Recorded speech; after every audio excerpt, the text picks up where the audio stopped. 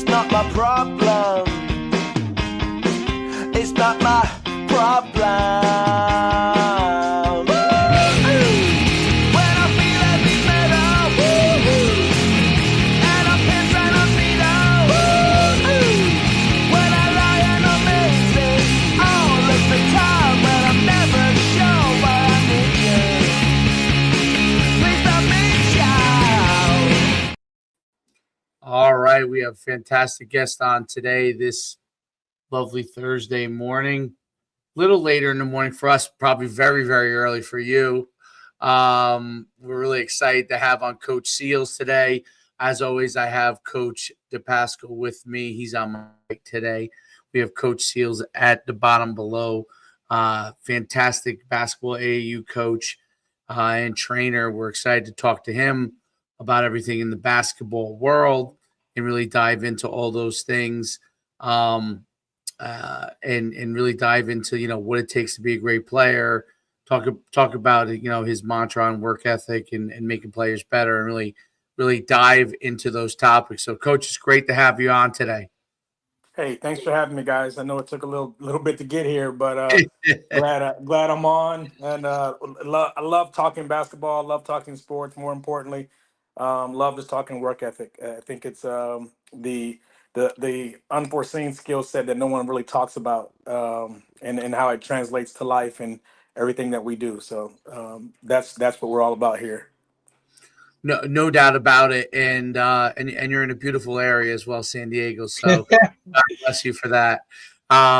Yeah, it's work ethic is definitely something that athletes today really have to be trained in the work ethic part of it. But before we dive into all of that, I want to just kind of get your background in coaching and basketball, and then we'll dive right into all those kind of things.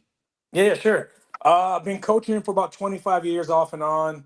Had a great roommate after I graduated high school, a guy by the name of Marlon Wells, who's a super accomplished basketball coach. Kind of got me into coaching. Played in high school a little bit here and there. Wasn't the greatest athlete, wasn't the greatest player, but I still credit basketball for saving my life. I'll be totally honest. Hated school, hated being there, but in order to play, you had to have the grades. So the grades part kept me in line, kept me eligible, and again, it kind of stacked up. And before I knew it, I had good grades because I wanted to play basketball. So if it wasn't for that, who knows if I would have even graduated. But here I am, graduated, got into coaching. Like I said, about 25 years ago. Just love the game. I've got this addictive trait in me.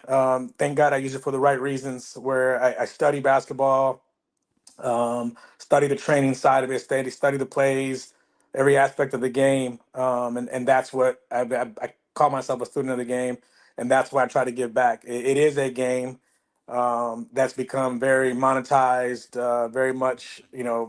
It's an expensive sport now. Golf and tennis used to be the expensive sport. AAU basketball is probably right up there, if not surpassed both of those. So I try to give back as much as I can through my training, through my coaching, and remember that this is a game that kids play that becomes an outlet for a lot of kids. The reality is 90% of these kids will never receive a college scholarship. 99 will never go pro, but they all have to go pro and something else in life, whether their marriage, their careers, whatever it is. So just keeping that in the forefront of my mind that it's a game. It's supposed to be fun. It's supposed to be played on parks and out at parks and playgrounds. And so that's where I like to stay in that lane. Work ethic. My academy came about. And I tell the story not for any sympathy or tear jerking. Back when COVID hit, the day before, I think we went on lockdown on March 13th. On March 12th, I lost my oldest son. Literally the day before we went on lockdown. And so because of that, my son and my daughter who are with me today, we had to get outside. We would have gone crazy. They weren't allowing funerals. They weren't allowing anything like that. So it was just this crazy space that we were in. So I literally just took it to the streets. Defied all the rules and defied. I mean, there's a post on my page where we're actually working out outside without masks on, and a cop comes to the hill that we work out on, and I could have sworn I was going to get arrested for being out there with kids and no masks. And the cop actually got out of his car and challenged a couple of my kids to a race up this Beach Street Hill that we work out on. And the post went viral. The police department shared it. We were on the news. But that's what started work ethic for me, the academy and what we do, and what I'm trying to give back to our community. So that's kind of my background in this stuff, and where it's at and where I'll continue to go. First of all, sorry about the loss. That's a horrible thing for any parent to have to go through. A family, not just parent, but family to have to go through. It's amazing how you're able to turn that into something tremendously positive. And when you go through like your Instagram page, it's amazing the stuff that you're doing with the kids, and not just the the training aspect, but the ability to keep them working, getting them better, and continuing to to promote the things they're doing, in the development of that. And AAU is such a uh, Oh, wild landscape, right? Yeah, to say the Of least. sports. Although, I mean, yeah. To say it gently, to put it gently. yeah, I mean, everything now is some level of basketball was probably one of the first to do that, but every sport now, whether it's baseball or lacrosse or even football with 7-on-7, you have some level of a circuit now with younger athletes. It may not be AAU per se, but it's some version of that. And it's difficult for parents to navigate. When you started your program, and work ethic being the foundation of everything, what were some of the principles that you wanted the kids to really understand, if they wanted to be a part of what you guys are doing?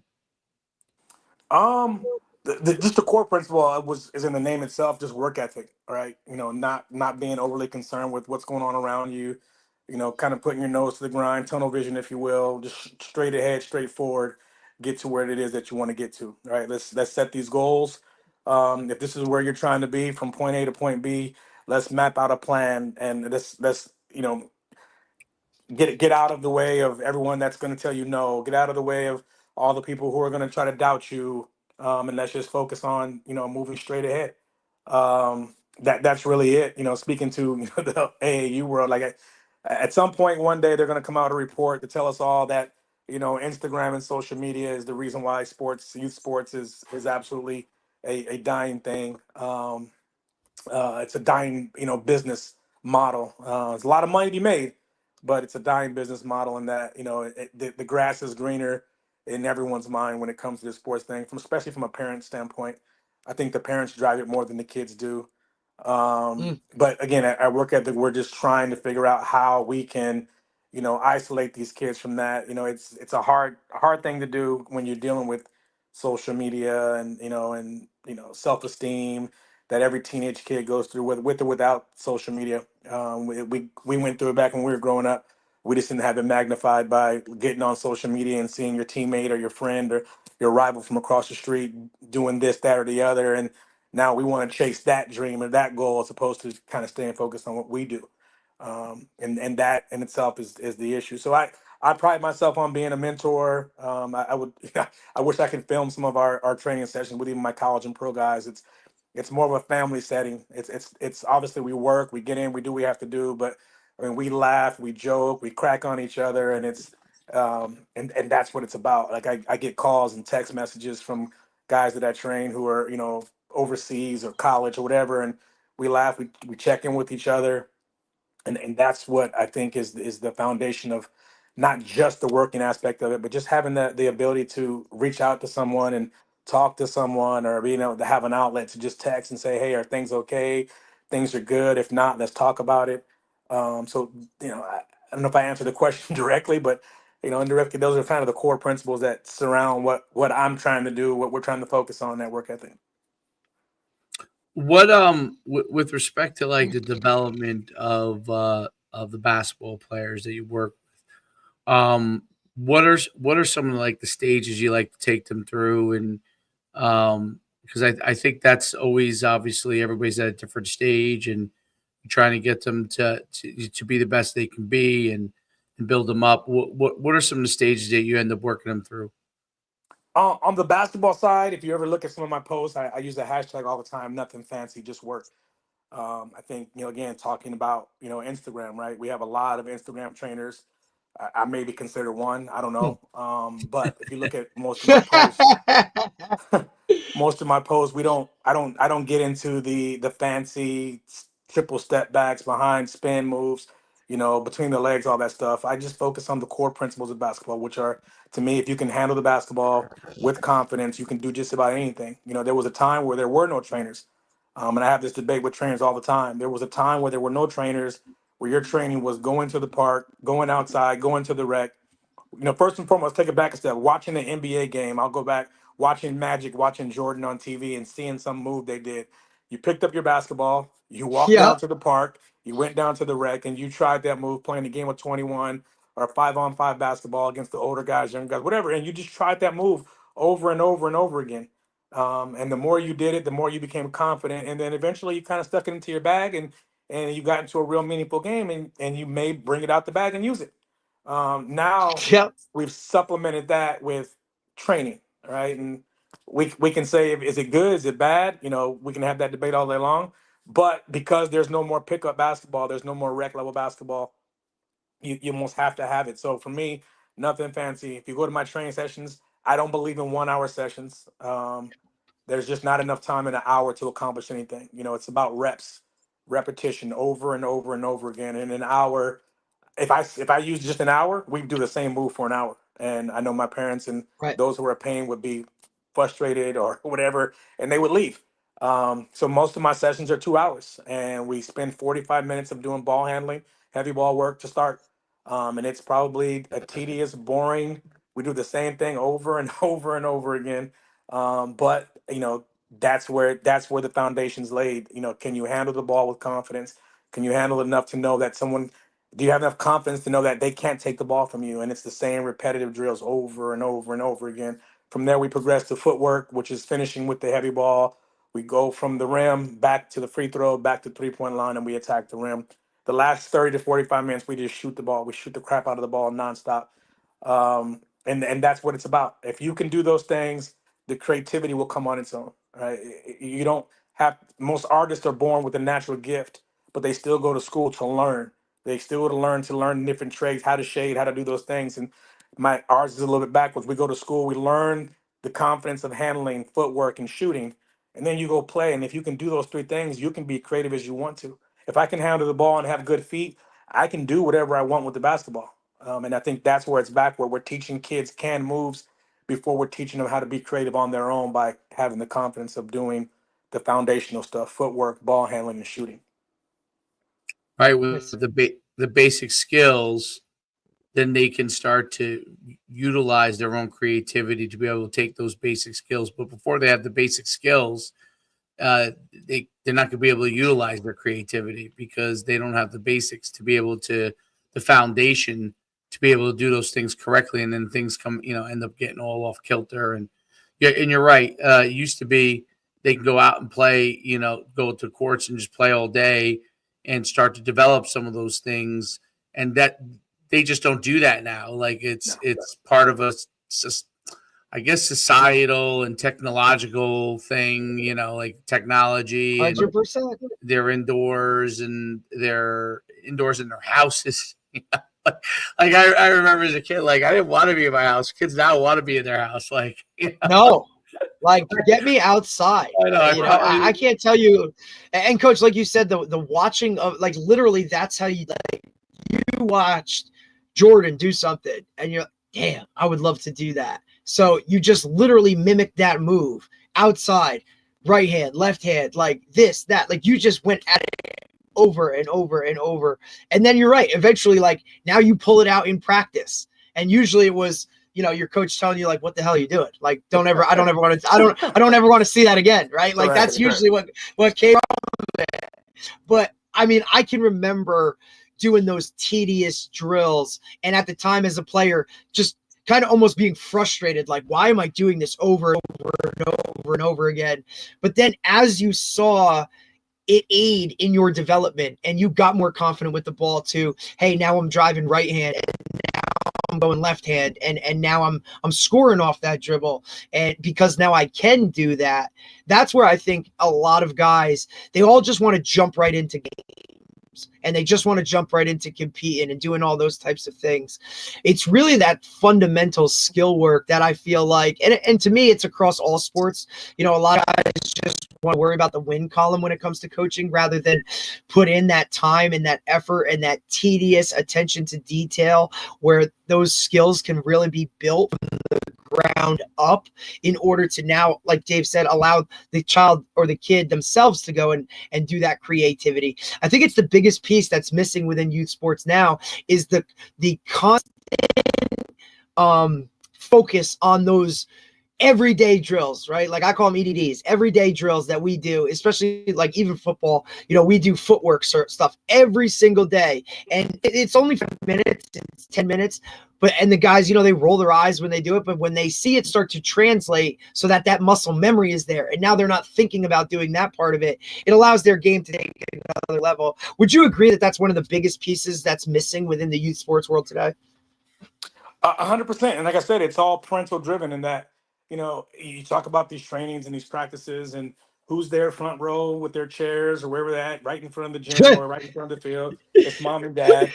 And, you know, Yeah. again, they go to Instagram and they see some coach doing some, you know, and it might not even be bad drills. It's just that maybe that group is just that much more advanced than where my group Right. is. And so they see my, you know, for example, my 10-year-olds and we're there doing the fundamentals, the basics, the stuff, the repetitive stuff every single day. Maybe mom and dad are watching a 16U group or a 17U group, and they're seeing these kids do these, you know, these moves that their bodies can do. They have the muscle for Yeah. it, they have the skill set, they have the years of training to do it, but they want to hit that fast forward button. I want my 10-year-old doing what, you know, AJ DeMantis is doing, who's, you know, going to be the number one pick in the draft this year. And it's like, there's a process here. You know, it's nothing more frustrating even coaching against a kid who's really good, or you can see he's got talent. He'll do a move, you know, cross between behind, and he'll have one of my guys beat. They're lost, but he'll go back to doing another move and get right back in front of the guy. And it's like, you had my guy beat. Like if that You're was at your the rim or Instagram moment, finish. right? Yeah. You had a highlight moment right there. You could have that could have went viral, but you stopped because you were so used to doing this canned move that someone taught you. And you know, and I have a joke whenever I assess a new parent. I tell them firsthand, like, hey, listen, if you're gonna sit and watch us train, I'm pretty sure after about the fourth or fifth session, you're gonna want to quit. And they start laughing. I'm like, they like, why is that? And I said, because my stuff is really boring.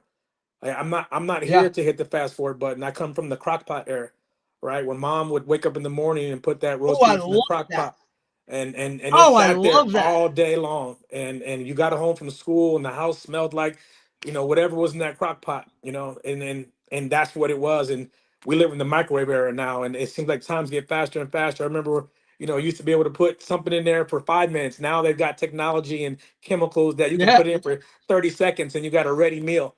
You know, we've got to get back to that crockpot era of no, let's just let everything simmer. Let's be patient. Let's sit in this gym, in this lab. There is no rush to get to AAU when you're 8, 9, 10 years old. Let's take our time. Let's do it the right way. Let's build the foundation.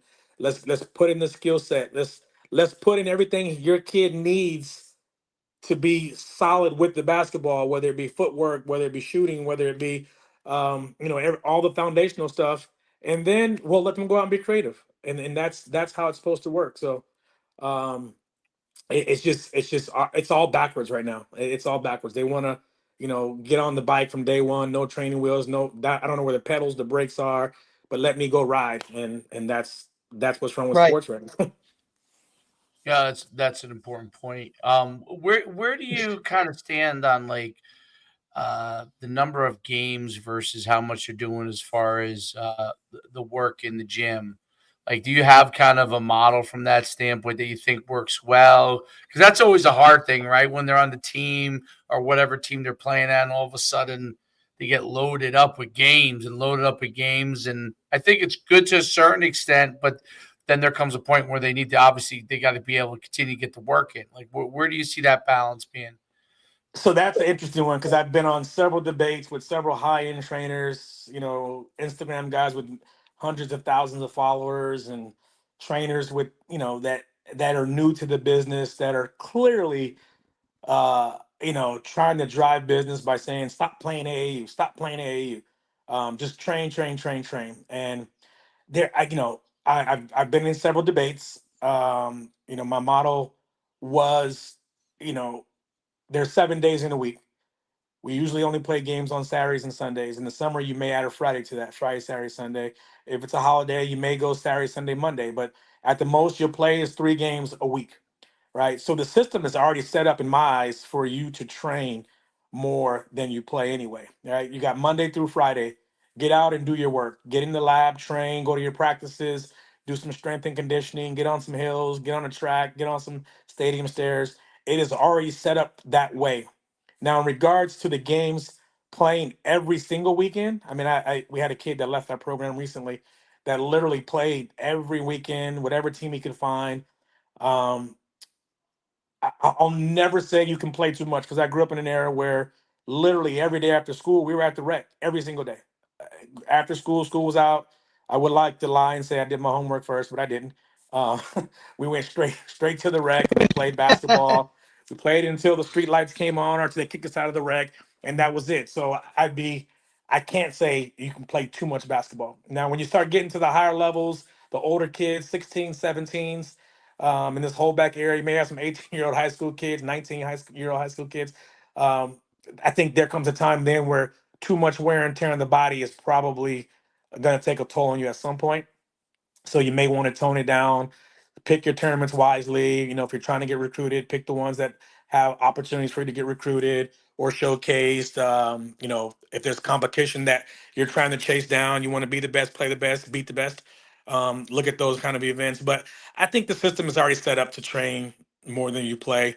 Um, and it's a deeper conversation than just my answer, because then you start talking about the money aspect. It gets expensive. You talk about the travel aspects. There's a lot of different variables that go in. But if I have to give an answer, I'd say the system's already set up for us to train more than we play anyway. So Do you think that it's a great answer? Obviously I think there's always a balance. Really, balance is the key, and obviously assessing where your body is. Right, there's some kids physically that might be able to play more games, and there's some kids that may be better off training more because their body isn't yet ready to handle that amount of games or that amount. There's always, I think, a balancing act to it, because every kid is different, and that's I think an important part to it. But I think that's really a good answer on it, because you're right. In the old days, obviously, guys who really wanted to be great at basketball, they just literally played basketball all the time, right? So, and whether it was games, whether it was just dribbling the ball around, like they were playing.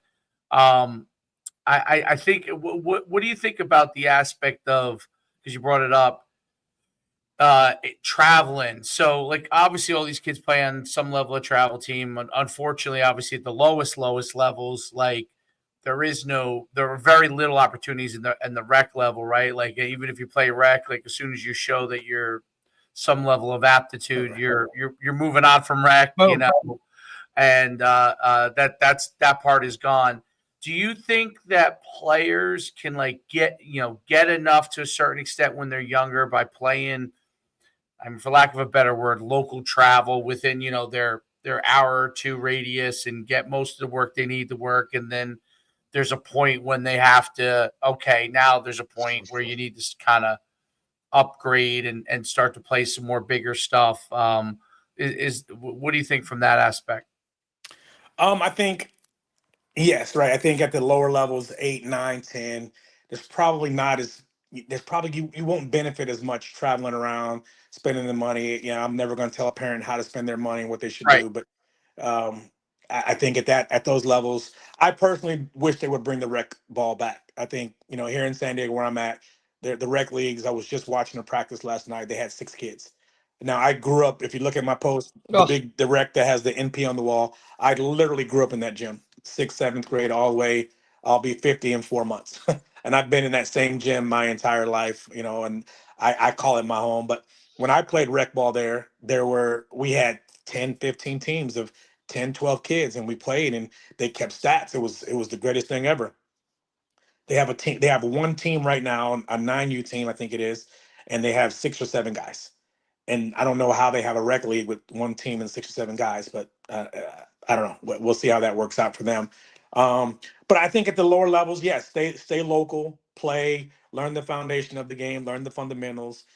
There will be your outliers. There'll be the kids who are really, really good that probably should be playing up and probably playing more competitive. It's always funny to watch, these so-called national level events, and you look at the class of 2042. Like, wait a minute, is that kid even born yet? Like, how does this work? Like, I'm not the Look, best at I math, but wait literally a have it minute. on my wall, Coach. Every year I got to put it like which year is graduated this year because I can't keep track Right, anymore. right. It's And, just and it's crazy that like it's like what grade is he in? right. How old is he? Like I don't need to know. Like you said, 2037. I'm like trying to do them. It's too much. It's like if we're talking about classes, we're already on a different. Like he's 9. Okay, let's start there. Like we're good. Right. It's like I forgot I was at a baby shower years ago, and there was a lady with a kid there. I'm like, well, how was your baby? Oh, he's 72 months. I'm like, look, lady, I don't have time. I'm like 12, 22. All right, Like what are we at? Just tell me how old the kid is, please. But that's it's just funny to me to see these events because I don't think like Ball on the Beach, which is it's a great event. Not taking anything away from it, but they have like a 8U division, and they have teams from California flying all the way to Fort Lauderdale to play these games. And it's like you could get that, and especially here in San Diego, we're literally 2 hours from LA, an hour and a half from Orange County, 4.5, 5 hour drive to Phoenix, 5 hour drive to Vegas. There's plenty of competition right here in our own backyard to just play enough basketball to do what you have yep, to do. Now, again, the outliers, you got the kids who are really big early, really good early. Yeah, if you guys want to go travel, play to see where you lie, the game is truly global, right? You're no longer competing against the guys in your rec, the guys on your block, the guys in your school, the guys in your city, the guys in your county, the guys in your state. It goes around the world now. There's a 9U kid in some country in Europe that's doing the same thing you are, hoping to get the same things that you're aiming for, the same goals. So yeah, you have to at some point kind of get out and see where you stack up in that. I don't think 9U is the deal, but if you're really good, why not? Right? When you get to middle school, sixth, seventh, and eighth, then it gets a little more competitive, where you really, got right, to go out. You might not be in the most competitive city of whatever sport it is. So then you step out of your city, step out of your state lines, whatever the case may be, and see where you stack up. It's a good barometer, a good measuring stick of knowing, okay, I'm really good for my city, but I get up here in LA or Phoenix or Texas, and I'm like bottom of the barrel. I got a lot of work to do, right? Me being the best in my city right. means nothing if I can't compete against the guy from the state next door to me. So, um, it's it's definitely a moving target. But I would say sixth, seventh, and eighth is where you probably want to start looking into getting yourself on a travel That team that's next. competitive, that does Yep. do some travel. Like my eighth grade team that I coached this year. I mean, we leave for Atlanta here in about 3 weeks, and we try to travel as much as Nice. we can. We get out. We're one of the top teams in the country. We've been ranked anywhere from 5 down to 15. I think the highest I've seen us ranked is number 2. But we go out to play the best, and all the 5 kids on my team that are from my city, will all be at prestigious schools this year. They'll all be at private schools, and they're doing their thing. I attested to being able to go out and compete against the best guys across the country. So No doubt about it. It is a stage thing, and it's it's where the kids are, and I agree. It is rec when my kid was playing some rec, I thought rec was a ton of fun. But they're quickly moved up, and then rec gets left with kids who are really, really, really like just out there to kind of parent. I don't know. I don't want to say babysitting, but just get out there to run around. And I think that's the sad part of where rec has been left in the dust, where you could have had a lot more of those kids still playing with them. And I think part of it is you're right. There is a business part to all of this, which is a big Yep. part of that, right? Because obviously there's very little business element in the recreation part of the business. So once you move beyond that, you move travel and to elite stuff. That's when it starts to happen. European basketball players have Whew. really changed the game as far as obviously at the highest level and their style of play. And you see now American players trying to figure out how they can do more of some of that stuff, right? Because for a long time the model was what you probably saw in the 90s, with Jordan and Bird and Magic Johnson, and then where the European style is a totally different style, right? Like it's a totally different style of play. Um, Mega. I mean, obviously people always pass, but mega high passing element.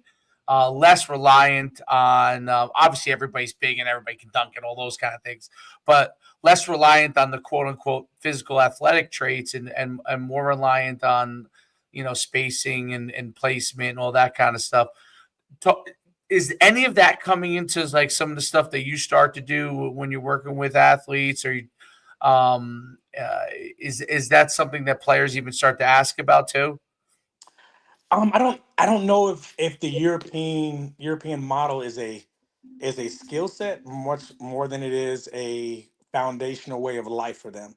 Okay, They train with the same club from the time they're 7, 8. When they start playing basketball, they're right. with the same coach, the Yeah, same club from start to for the finish. whole. The Yeah, whole that's journey. so different than here, right? Like, isn't that just? It's just. I don't know. Go ahead, coach, because No, no, I yeah, could no. get It's off on this. It's just it's not. how it should be, right? Whether our way of playing basketball here in the States is better than theirs, no matter which side of the fence you're on, Right.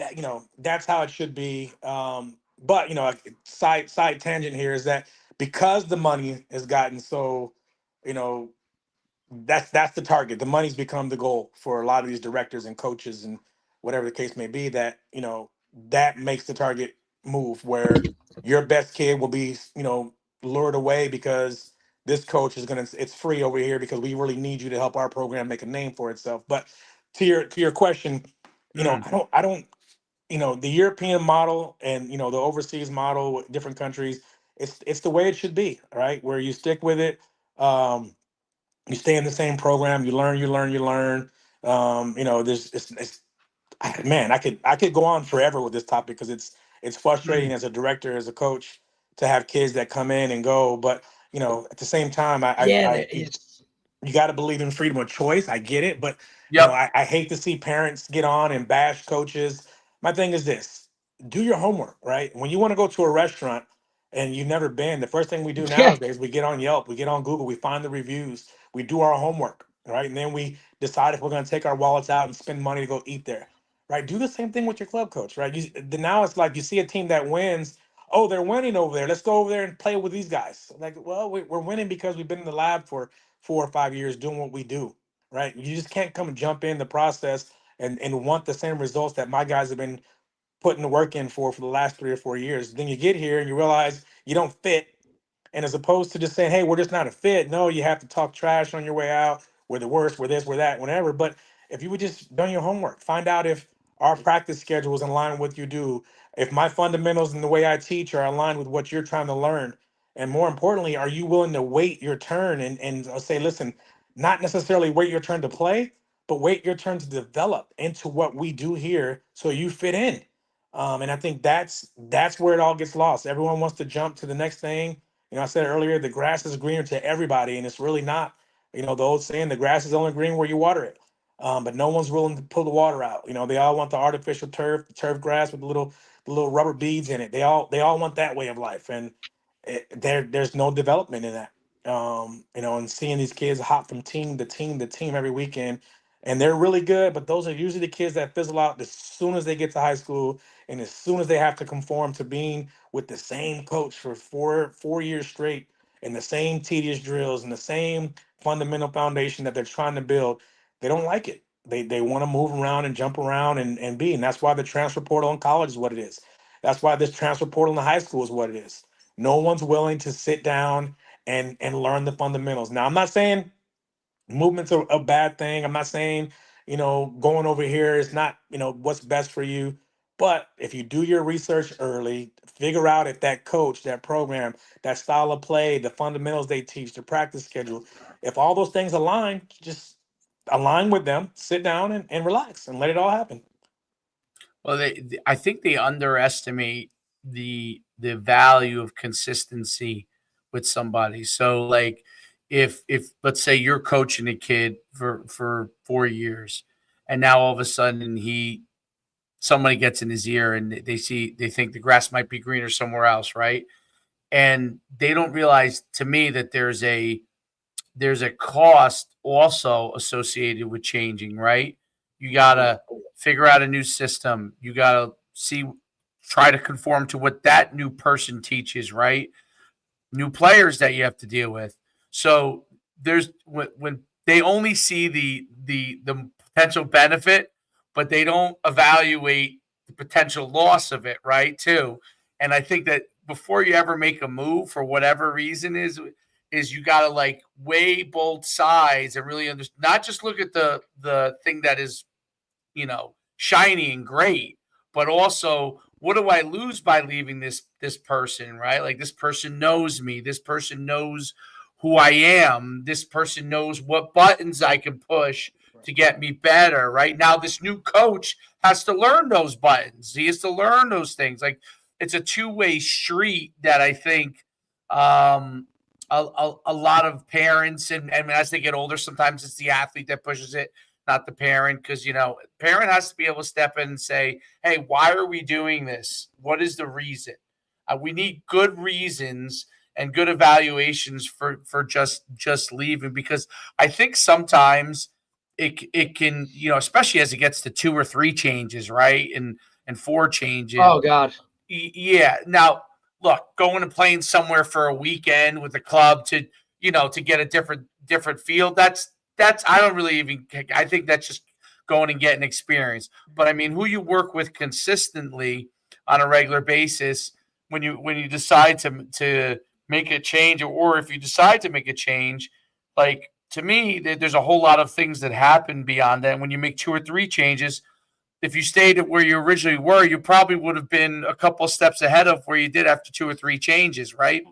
Um, and I think that people forget that, and because basketball is a skill, like, someone could start to add little pieces to what you do. The person that has that foundation with you usually knows, okay, he or she is ready for this right now. Um, and Yes. I think that that's the other part.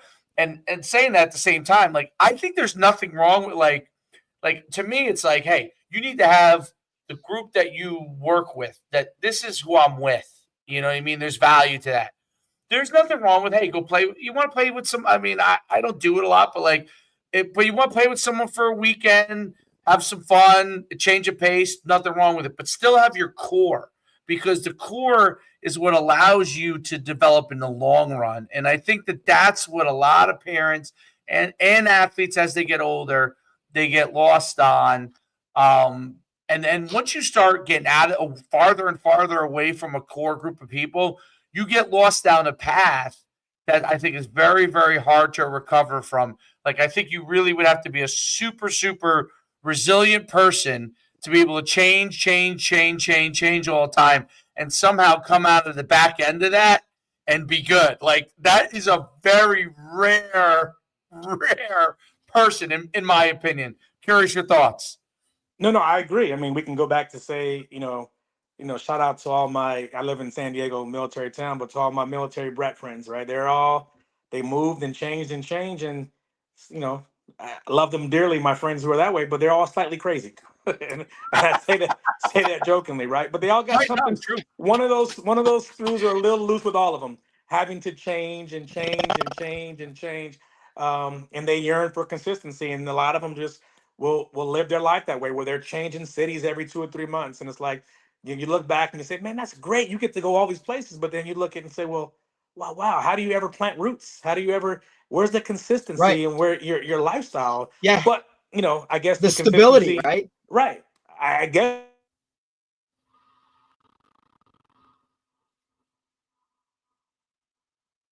Oh no. Oh no.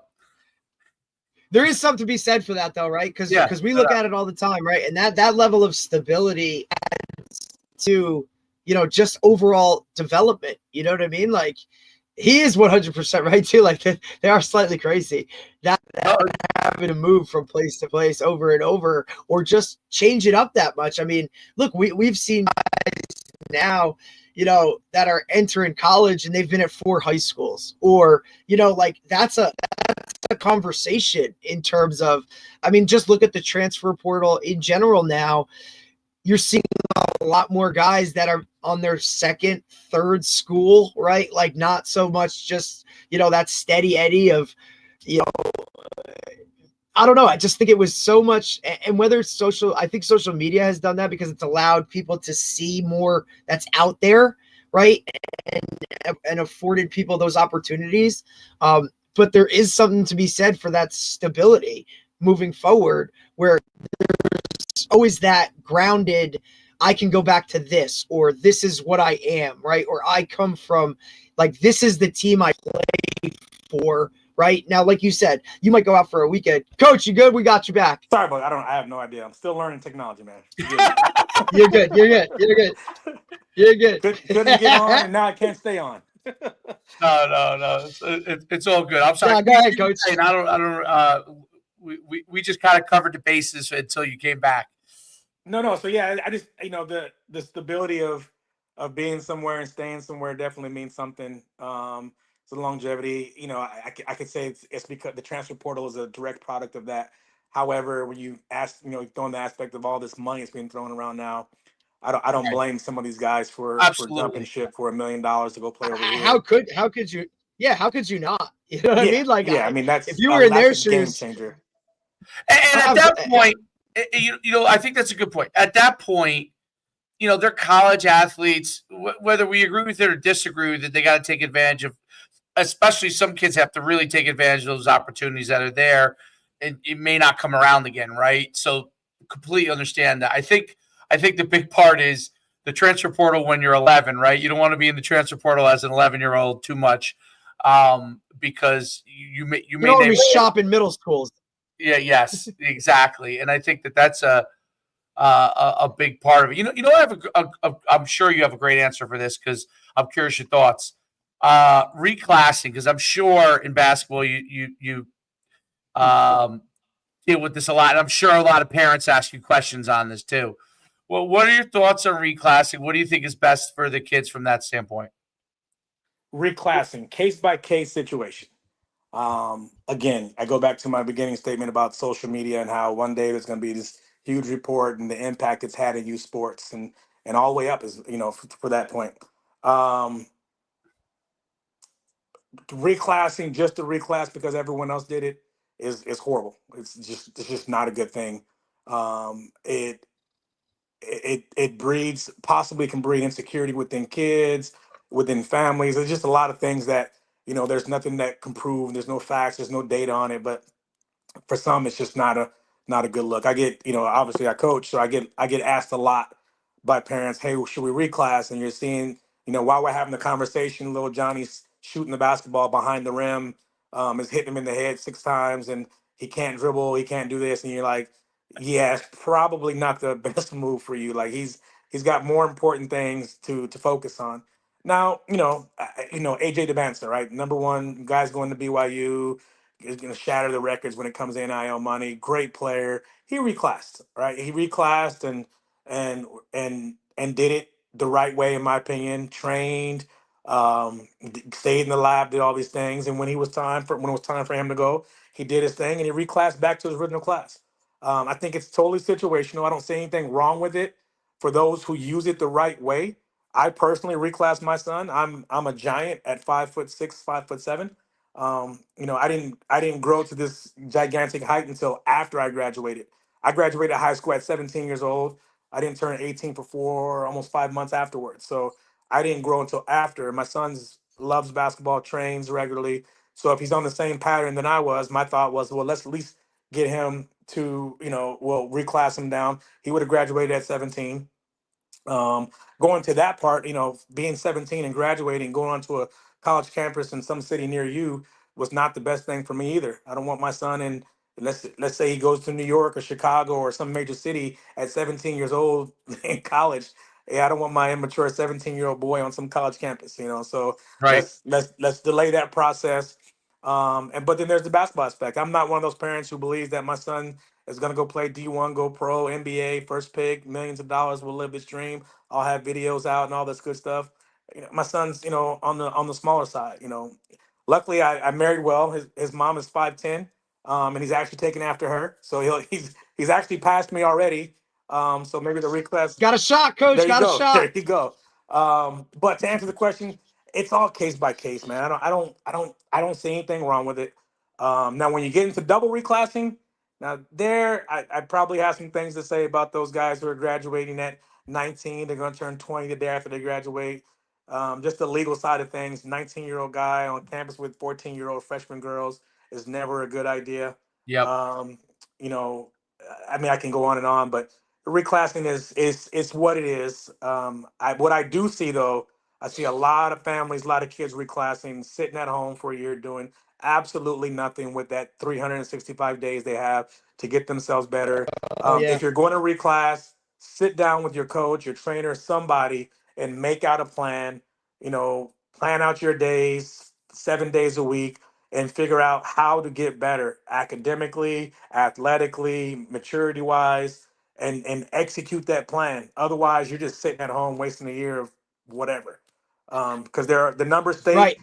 with holding back or reclassing, whatever you want to call it, there are no guarantees. I don't think they jump to the front of the Nope. line over anybody. It's just the only way you can jump in front of that line is if you use that 365 days to your advantage, and hope and pray that genetically there's something inside of you that you didn't know was there. You end up being 7'5", seven something, or or some genetic freak, with athletically jumping over cars and things like that. That doesn't happen for most of us. But if you're not going to plan it out, don't do it. Right. And I Again. think, coach, that's where a lot of parents are uneducated in that process. And they have this, thought in their head that automatically, if we reclass, they go to like the top just by default. And that's not the truth. Like, there still needs to be a plan in place in regards to that. Because look, if you're going to reclass and then ultimately, homeschool that child, like, you gotta really focus and make sure you're doing the right things academically so that they're just eligible to get back into school when that's the process part of it. I'm sure you have academies out by you that, like we do here, the IMG model of how guys kind of work it, and that type of situation. Do you see athletes kind of taking that track as well in terms of that, in regards to reclassing and like all the other kind of thing, private school, public school? Where do you kind of stand on that world, coach? So in the reclassing part, there are no IMGs this way out west. We had Finlay Academy years ago. They just launched Utah Prep, where AJ DeBanson went, which will branch into all sports at some point. Knowing the athletic director over There you there, go, talking Dave. to him. Cali. Was Got to that? open one up in Cali. We got to open Man, one up in I just Cali.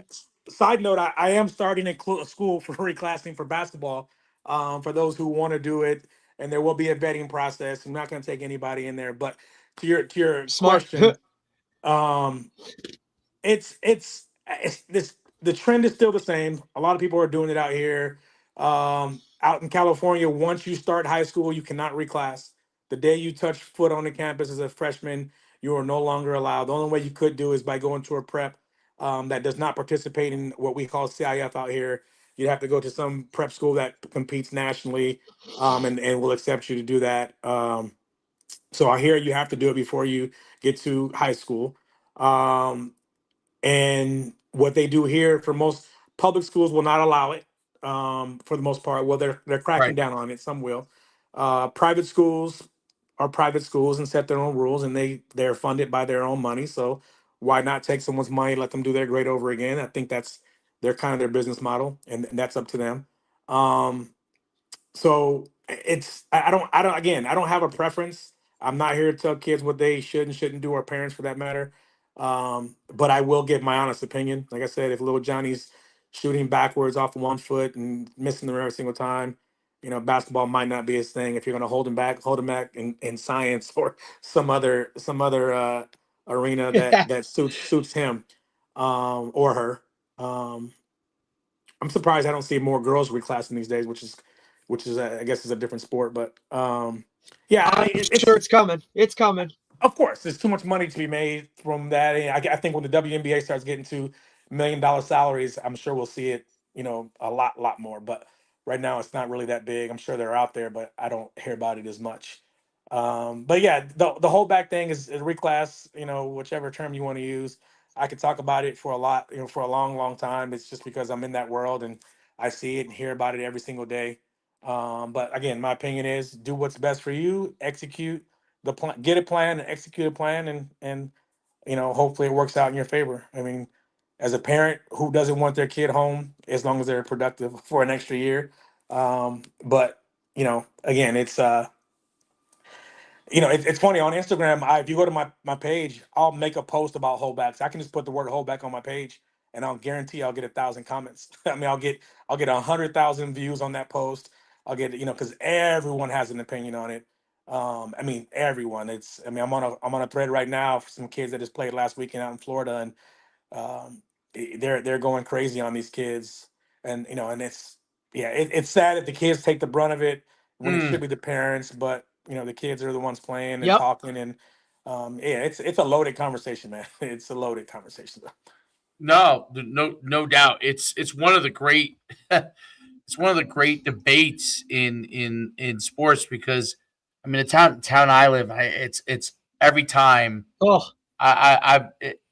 almost I'm not say every time, a lot of the times when you see a kid that's like much bigger or ahead of a kid in a certain like grade, like when I find out the birthday, it's inevitably their uh if they're not reclassed, they were held back, whatever you want to call it. I mean, started later, and inevitably that's the case. That is the case. Now, what you're 100% right on. It doesn't mean like as you start to everyone starts to develop, like puberty does amazing things. So, there were kids that were pretty good before puberty. All of a sudden, whatever is in the genetics there, they hit puberty and they're monsters. You know what I mean? They're unbelievable. And there are some yeah. kids that were way ahead as when they're younger, and then they hit puberty and it doesn't kick in the same way that it does for another kid, right? Right. So those are variables that That's like it. almost nobody knows until it actually happens. But I do think you're right. It is a case by case basis. And I think the most important thing is like if your kid is a younger kid and you see there's emotional could be emotional things where from a learning standpoint it might be harder for them, then I completely understand reclassing. Yes, it will help them athletically, but it'll also probably give them more confidence. If you think it's going to give the kid a better emotional state and give them more confidence, I think it makes sense. I think if you have a kid that's confident and successful, and then you put him back, it could like you said, it could actually work the opposite way. He could be like, "What am I doing here? Like, why am I in this group?" Like, some kids don't process that stuff as well. Meaning, like, what's the long term vision here? We had on what was the name again, Derek? She was great. She kind of does this for slipped my mind, but she's all over TikTok, and we had her on, and it was a great Shanae? Shanae, yeah, Shanae. Shanae Howard. She's out of the DMV area, coach. She works mainly on. She was a Division I basketball player, and she works mainly with reclasses. And it was funny because she talked about it, right? And she was like, "Look, if you're below, like if you're under 6th grade, like I'm not talking to you about reclassing. Like we're not even talking about this yet." And then she, really kind of dives into the whole aspect of it of make sure if you're going to do it, have this stuff in line. She was phenomenal. She was really good to have on. It's what she does. Yeah, She's on Instagram, correct? What's that? She's on Instagram. She's on TikTok. Instagram. I think TikTok's her like where she does a lot of the videos, right, Derek? Like a lot of the Yeah, like videos. that's her like I main think it's the hub. same lady. She's got braids. Yes, Yep. yes, Yeah, yeah. I've actually had conversations with her on and offline She's about it. Like phenomenal. she makes posts about it all the time, and she Yeah. educates families on it. And I've actually had families that ask me questions, and because I coach, now a lot of coaches are getting blamed for the whole back deal. Like, oh, Absolutely. you're the one that's convincing them, and I don't. I tried not to get involved in that process. I'll give Right. my opinion just as well. I don't get involved on where kids To me, can go to that's a high school. parenting thing. 100%. And God forbid I'm the one that says, "Hey, you should do it," and it doesn't work out. And Who are they, they going to blame? yes. I'm the Right. blame. It's Well, my of fault. I course. listen to Coach Joe, so I try to stay out of it. So I've actually pointed people into her direction Yeah. when they have questions. Like, listen here, go to her page, DM her. She's responsive. She'll get back to you, and Oh, she'll she's help you extremely answer responsive. questions. She's great with that. Yeah. Yep, yep. That's the thing, coach, too, is I think a lot of coaches, right, like good, bad, or indifferent, they kind of put themselves on this soapbox. And like for the like the reclassing, or there are just certain things that I know as a coach, it's not my expertise. I can read and watch as many videos as possible, but I'm a coach, right? Like, so when it comes to those aspects, when I have people in the Rolodex that I can go to and say, hey, you have a question on nutrition. Oh, go to Wendy, right? Because like, she's our go-to when it comes to that. If you have a question on reclassing, okay, go to Shanae. Like, I love having those people that's their world, right? Like that's what they're experts in. It's one of the great things I love about doing this podcast. It's why, we're, quote unquote football guys, but to branch out into like these other worlds that we're in, to get guys like on here to just educate our parents on this little specific instances of certain things that, we're kind of broad when it comes to it, but to get the expert on about it, that's what really is what I love about this, where people can kind of go talk to them, and then to be responsive,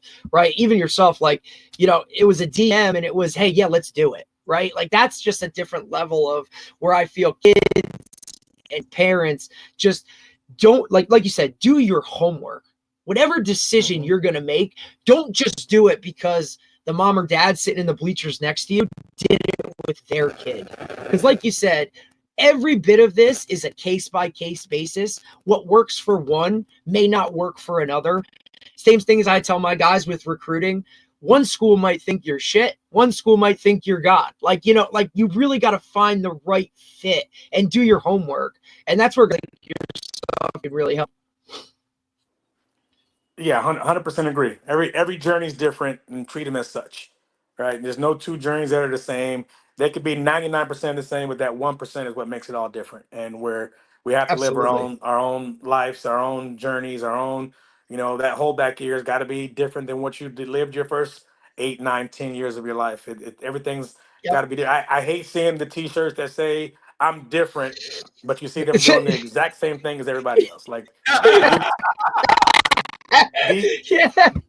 different people do different things, man. Like, be different. Like, do different, man. And so, it's but it's a copycat world we live in. And those who are willing and brave enough and confident enough to step outside that are typically the guys that make it. Yeah, and like you said, like every great person was called crazy at some point, right? And we literally just had this discussion with coaches that want to try different things, or maybe they're not doing the norm, right? And the willingness to take that risk, right? And if it doesn't work, okay, then you come back to the drawing board, you reset, and you kind of go.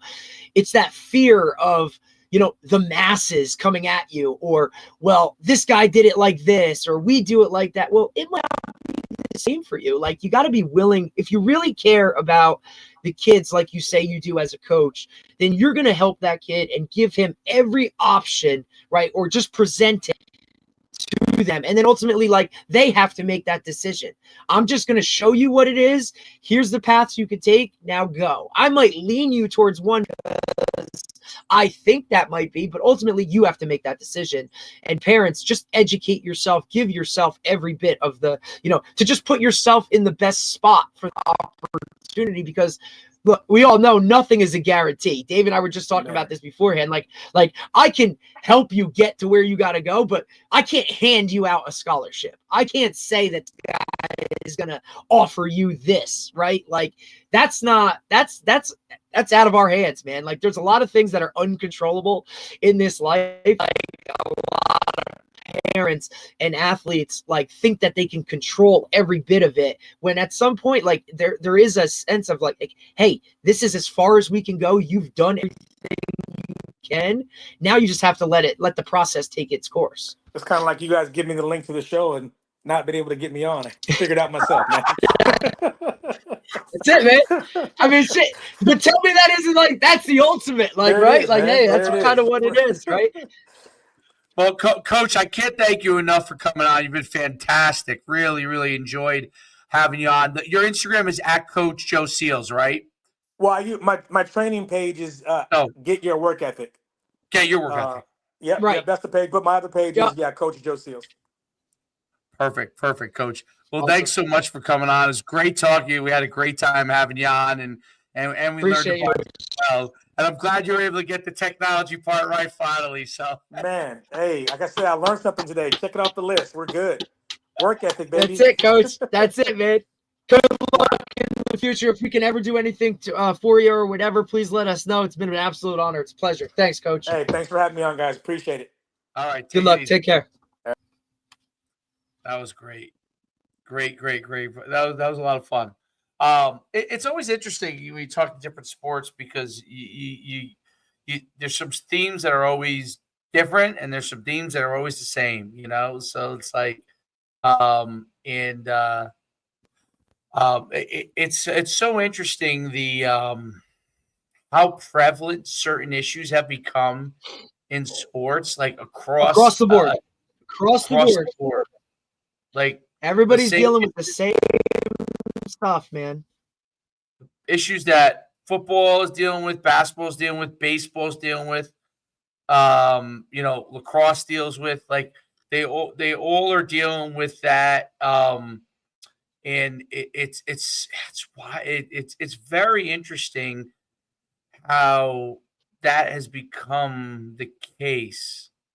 But yeah, I mean, it's just reality. I mean, I think social media has a large part.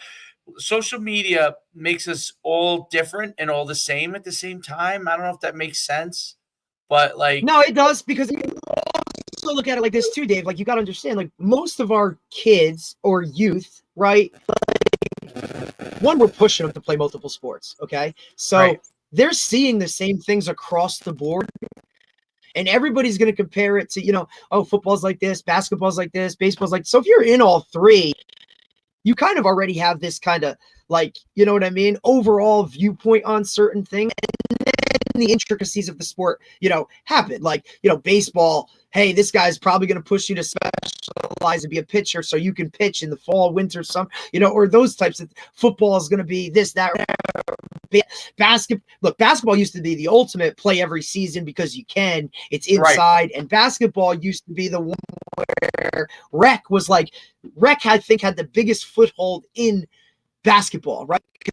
Because you always had the little town league, then you had AAU. Like, it was very structured and specified, whereas basketball now is all wishy-washy, where rec becomes travel becomes, you know what I mean? Like, that's one. And even look at like baseball, where it used to be, all right, everybody had their little leagues in town, and then maybe you played on a travel team. Well, now travel is kind of up to, or maybe I play fall ball, or we do this. Like, football is really kind of the one that's like, now that's becoming more of a whatever, because of the flag stuff that's now blown out of, like, is now growing at such a rate where football, it's the one that can take over.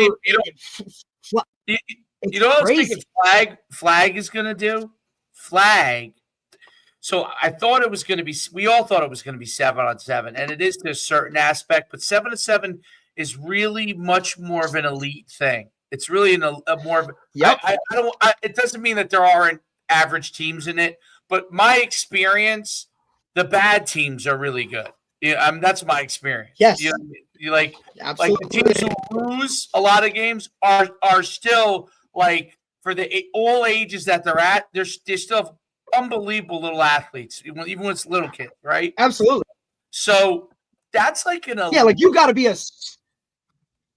Like no, go ahead. I was going to say, like, you got to be like, if you're 8-year-old playing 7-on-7, the ability to throw the ball like that already at 8 puts you in a different level of like, people really understand that. And look, I'll say it till the day when, like, we started a lot of that, bumping it down to that level, right? Yeah. And kind of like, at first you could see it those first couple of years, guys would try out for the 8-year-old team and be like, dude, like, you got to be able to do this. Like, well, my 8-year-old can't do. There was only a select few 8-year-olds that could do that. Now that others have seen 8-year-olds do that, now it's okay. Where are those guys? And now they start to come out, right? But like you said, it's a more elite type of higher level. You're tracking this type of way. The competition now increases because guys can do those types of things. But the flag is pseudo rec for football. It's above. Right? I actually think and everybody can play it. And travel rec, right? Travel flag. Yeah. Travel flag is you're going to now start to see that, Dave. Well, that's what I'm saying. Travel like you're going to see those levels. I think travel flag is going to become the AAU of 100% football. And football, like 7-on-7 is like the EYBL, the basketball. Like it's really like EYBL is like you really got to be a higher level kid to be playing EYBL, like totally tracking to college. And in 7-on-7, like playing 7-on-7, if you really are tracking to be a player that can play in college for sure, that's probably a good place for you because all those kids are kind of like that, whatever level they fall to. But flag, man, like kids can play it probably all year round. They can be on multiple teams. It reminds me of an AAU kind of culture, like I'm on this team this year and I'm on this team next year, and you it's not required to like work with that group to be able to play with that group. You can jump in and have some level of success. So yeah, it lends itself to that, like lends itself to a national thing and a local thing, which is what basketball kind of is with AAU, right? And then obviously, yes, there is rec. Like there's always, I think there's always going to. I think the one cool thing about flag is that you probably could always have rec. Right. And now you can compare that to when you had basketball, right? Like you have your school team, you have your travel AAU, and then you have your rec. And now with flag, now you have your high school team or your whatever found organization you have within tackle, I guess. Then you have your travel flag. Then you have your town flag, which is your rec. So you're seeing each sport compare to it. I'm sure in bigger lacrosse towns, they have the same type of thing for lacrosse. You're starting. I just think it's just the thing that I see kind of going away is, say, that middle school basketball team, right? Because I either play rec or they play travel on weekend. That middle school basketball team kind of just, there. It's just, it's a money thing, right? Because, it's really difficult. I think that might depend on the town. Like, so if you're in a town that basketball's big, you probably have a good middle school team. If you're in a town that it's kind of hit or miss, then they're going to go play AAU. You know what I'm saying? Like, absolutely. So it's that part is interesting, and I wish there was more middle school tackle. I mean, I can remember guys talking. I can remember. Well, that's that's where it's different because you have organizations. The school doesn't ever want to be tied into that because it's a lot of money, right? Like you look at your Middletown Youth or, Brick Youth or whatever these youth, it's a lot. You know what I mean? Tie it to a school. Now you got to talk to a board or you got to, like, there's just more to it, which is why you don't see so many like actual middle school. Now, maybe in the South, I'm not sure. I don't really know. I remember, like, bygones ago, like middle school teams used to have middle school baseball teams, right? Like Right. that was a thing that kind of went They away. still have it in Middletown. And again, they still have it in Middletown. but remember, and we always go back to talking about it. Like in Europe, there is no school teams. Right. Like you play for clubs. Like, and that's what Coach was just talking about. Like, overseas, these kids play for the same guy from the time they're whatever to wherever. It's also one guy coaching how many age levels, which is a lot of work. But at the same time, it's an organization. This is kind of how it is. This is our philosophy. What we do. You could argue back and forth for what it is, but it's just cool. It's really interesting and to talk to guys. They're kind of. I don't know. I for some reason we always flock to, or maybe I do when I'm like, these guys and whatnot, guys that like always go back to the fundamentals and the guys that like preach that stuff, right? Like there is some type of essence that and foundation that has to be there every day. Like, hey, I'm boring. Like, but boring gets you really good, Right. And if you're willing to suck it up through the boring, then ultimately you're going to come out better on the back end, whether it's, to improve where you're at or whether just in general. Like, I love that he made the comment about majority of his guys aren't playing in the NBA or they're not playing higher level, whatever, but it's good. That structure itself and knowing, that hard work and all that stuff can help you elsewhere other than just on the court. Absolutely. There's no doubt about it. And God bless him, man. I didn't know that story about him losing his son. My Like, God. God bless him, dude. Like, that's brutal. Like, holy hell. Like, kudos to him for kind of, spinning it and doing it and staying focused with it. But I think it's guys in Southern California, man, they got a good thing. yeah. Oh yeah. No doubt. No, it's San Diego's. That's one of the places you got to put on your checkoff list. Yeah, Avery, I hope she goes to okay. Like, hey, let's look at San Diego. It's a nice spot. Dad'll send you there. You got an aunt that lives in California. You can use her address. There you go. That's it. Oh man. All right. Until wait, tomorrow. Yeah, we're on tomorrow, right? Yes, tomorrow. Tomorrow, Coach Coach Tony Sorrentino, assistant receiver coach for the Minnesota Vikings. Minnesota Vikings. Ooh, that's gonna be a good one. That'll be a good one. Looking forward Justin to that. Jefferson, buddy. And that's it. Yeah. He had an interesting post. You don't run post digs in the pros. You don't run post dig in college. You run a post or you run a dig. None of this bullshit. Basically, none of this bullshit giving you 2 extra steps to get to what you need to do. Like, stick your foot in the ground and get it across the field. Stick your foot in the ground and get a post. Basically what he was saying, which I love it because, Great. well, you got to really.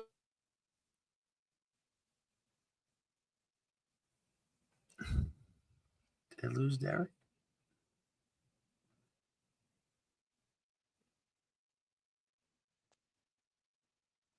I'm here. Oh. Technology morning, baby. All right. I guess that's a sign. Time to wrap it up. That is. All right. Tomorrow. We'll See you tomorrow. All right. All right.